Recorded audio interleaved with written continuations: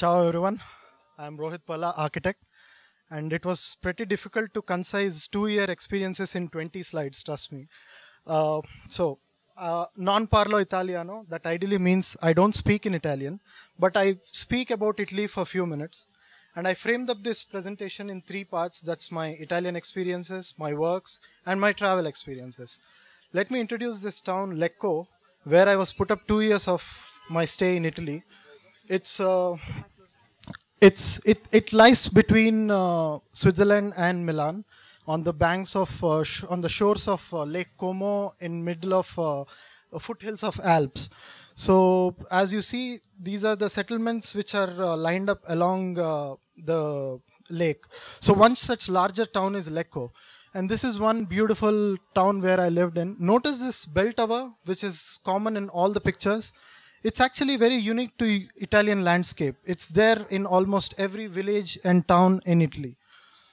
Well, coming to my experience with this town, I was accommodated at back of this dull and drab looking railway dockyard and away from the city center. And to say a few negativities about Italy, I'm sure everyone knows the goody things of Italy, the pizza, the Ferraris and all. So let me introduce some negativity about Italy. This man need no special introduction about his special capabilities. Well, Gomorrah is one movie which I recommend everyone for you to watch, because it actually deals with true mafia in its true sense, and don't expect a Godfather out of it. And the burning car there, it's a New Year celebration in Italy, which is all over Italy. That's the scene. This is my teammate. He's an engineer from Ethiopia, and my thesis was Center for Promotion of Science in New Belgrade. And that's the red spot there. It's about 10 acres land with an existing building, which deals at various levels: urban architecture, structure, and technological aspects of it. Coming to the urban studies, there's a lot more to it, but as a sample, I just wanted to understand how the road network is, how the relationship between the built and the open spaces is, how the intervention is made in terms of master planning, future master plan. So this is the final master plan of New Belgrade, that's situated in Serbia. So there are 2 points here. That's the red spots are the interventions which I made, and the riverfront development, which actually is connected with boulevards, which actually happen to pass through the site and the city. That's block 39, with the usual urban design development, which is with an existing building and a hierarchy of green spaces and a strong pedestrian network, and it fits well in the context of the city. So coming deep into the architectural part, architecture here actually follows all the subsets of the strong urban context which I created. So you have this central huge lobby where you have this science experiments going on, open for public.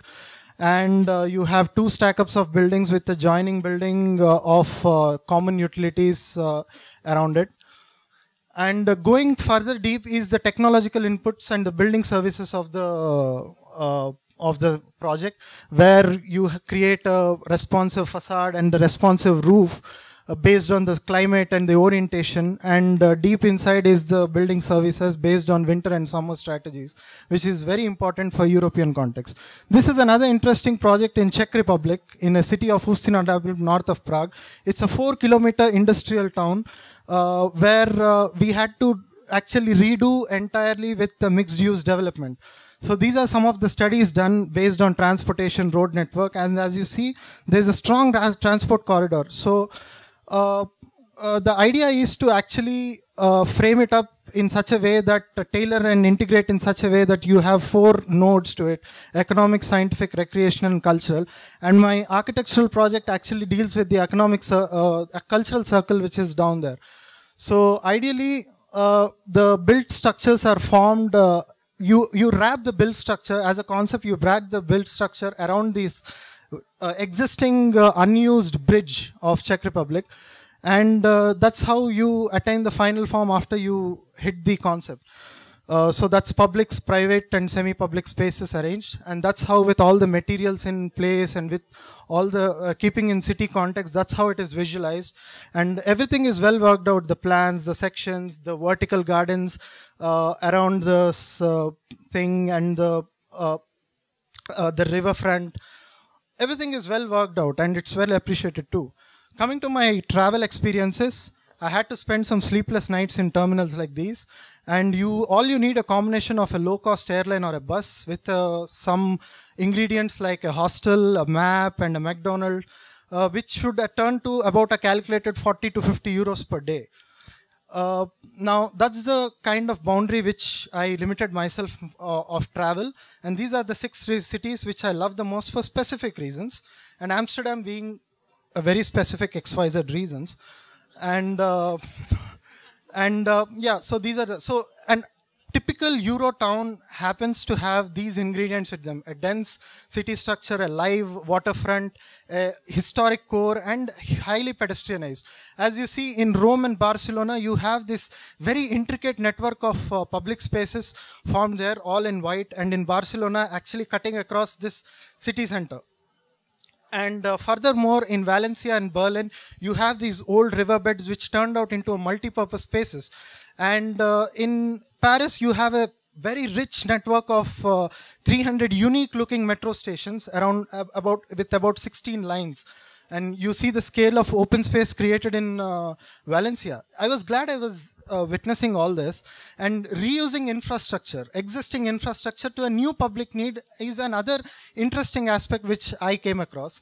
So many such things are happening around Europe in terms of happening public spaces. So what I request is, as designers, engineers, and citizens who want to live in a dynamic city environment, it's all about community participation. Thank you.